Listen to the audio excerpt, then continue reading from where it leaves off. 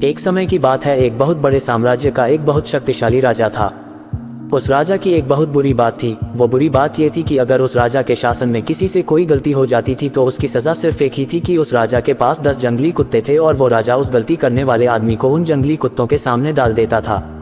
वो कुत्ते उस इंसान को बहुत बुरी मौत देते थे। उस इंसान को इस तरह तड़पा तड़पा कर मारते थे, उसका मांस फाड़ देते थे कि उस इंसान को बहुत दर्दनाक मौत मिलती थी।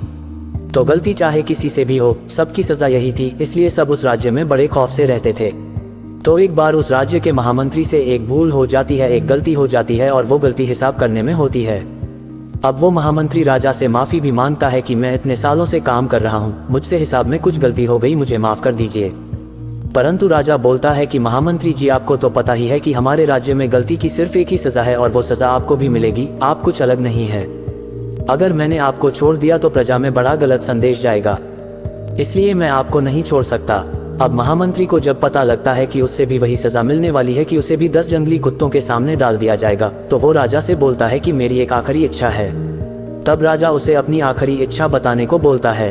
तो वो महामंत्री राजा को बोलता है कि आप मुझे सज़ा बेशक यही दीजिएगा कि मुझे उन कुत्तों के सामने डाल देना, लेकिन आप मुझे 15 दिन की मोहलत दे दीजिए। मुझे 15 दिन के बाद सज़ा दे दीजिए। मैं राज्य से बाहर भी नहीं जाऊंगा, राज्य के अंदर ही रहूंगा। तब राजा उस महामंत्री की यह बात मान जाता है। अब 15 दिन के बाद उस महामंत्री को लाया जाता है। तब वो राजा खुद साथ चलता है कि महामंत्री को उन जंगली कुत्तों के सामने छोड़ दिया जाएगा। अब महामंत्री को उस बेड़े में छोड़ दिया जाता है जिसके अंदर उसको कुत्तों के सामने डाला जाएगा। राजा ऊपर से देख रहा होता है कि वो कुत्ते महामंत्री को काट नहीं रहे, महामंत्री के ऊपर कुत्ते भौंक नहीं रहे, बल्कि उसे चाट रहे हैं, उसे प्यार कर रहे हैं। तो राजा को कुछ समझ नहीं आ रहा होता कि ये जंगली कुत्ते किसी के साथ भी ऐसा नहीं करते, परंतु ये महामंत्री से इतना लगाव क्यों कर रहे हैं।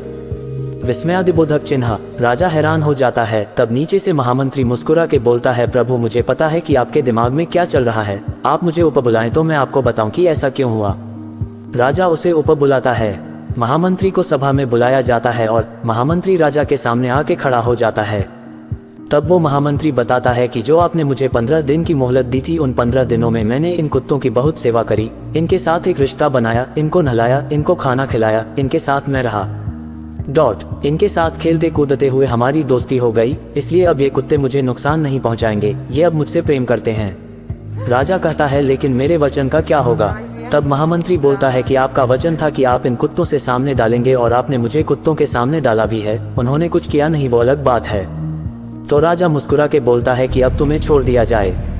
महामंत्री बोलता है कि महाराज, मैं एक बात और आपको बोलना चाहता हूँ, उन कुत्तों की तो मैंने बस 15 दिन सेवा करी और उन कुत्तों का हृदय परिवर्तन हो गया और आपके साम्राज्य के लिए मैंने सालों की सेवा करी, लेकिन आपने उसे बिल्कुल अनदेखा कर दिया, यह मुझे बहुत बुरा लगा।